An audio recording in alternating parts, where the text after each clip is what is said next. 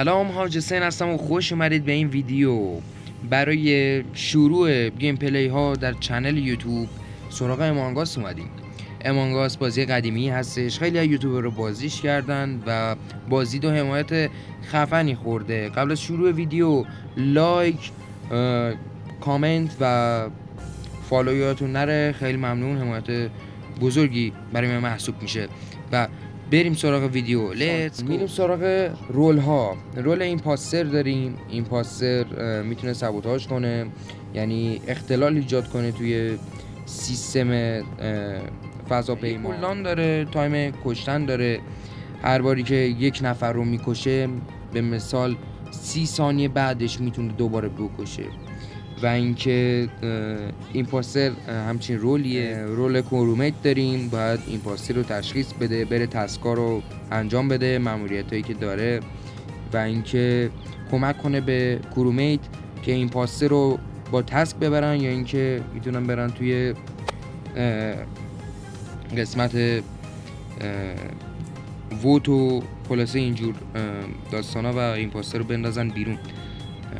بازی قشنگی امانگاس، خودم که واقعا دوستش دارم و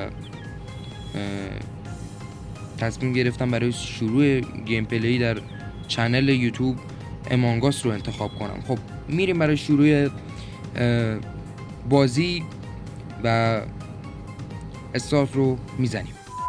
وارد مچ میشیم، انشالله این پاستر باشیم که همین اول ویدیو یه ذره هیجان داشته باشه دیگه. و رول ما کرومیت، ما باید تسک انجام بدیم. 3 تا ایمپاستر هم داریم و انجینیر هستیم. انجینیر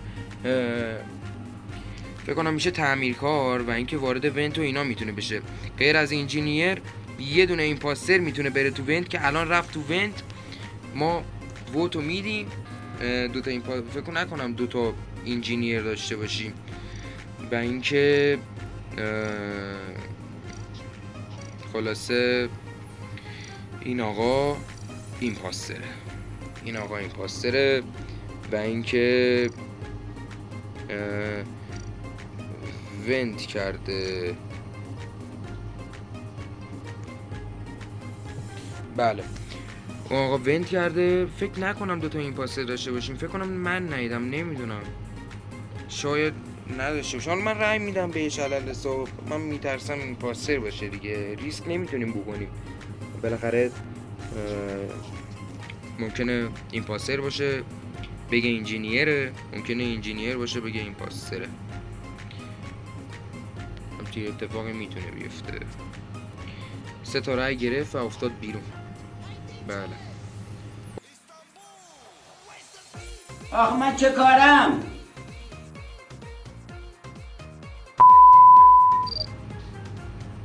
این چیزم زدیم. اگه میدونستم داستان رولا چیه الان این اتفاق نمیافتاد احتمالاً. بله، یعنی 3 نفر کشته شدن. البته خب یه نفر رو انداختیم از سفینه بیرون.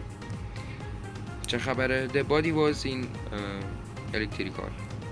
جنازه یا کسی که مرده توی الکتریکال بوده. الکتریکال میتونید ببینید با فلش علامت زدم و خلاصه اونجاه.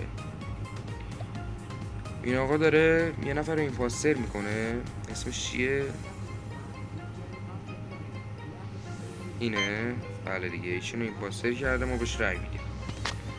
نمیدونم تو اون تاریکی چی جوری یارو دیده که فکر کنم ایمپاستر باشه، خود همونی که ووت هم داده، نمیدونم.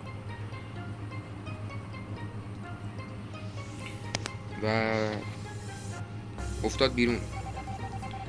ایمپاستر هستش، بله، خدا رو شکر بچه‌ها.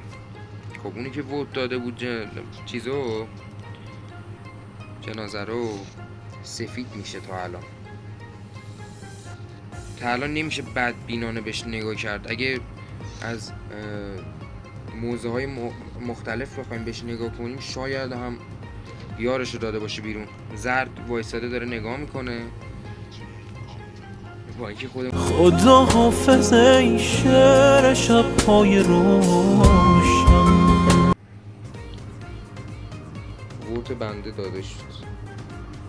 خب چت رو نگاه میکنیم. بله بنده تو استوریج مردم.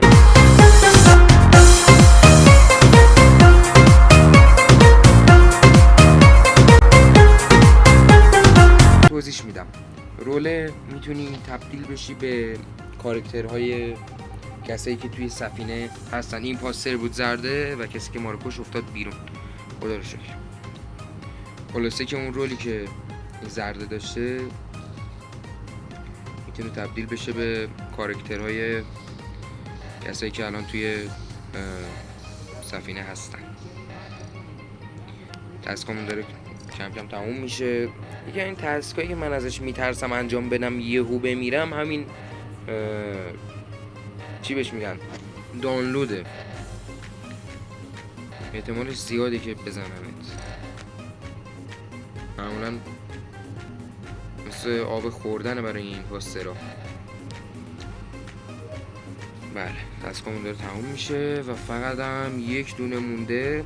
بنزین موتور فضاپیما رو باید پر میکردیم، سفینه رو باید پر میکردیم که ووتو دادم. چقدر نقش مهمی داشته این کسی که ووت داده، رای به کسی نداده. ایمپاستر نبود صورتی.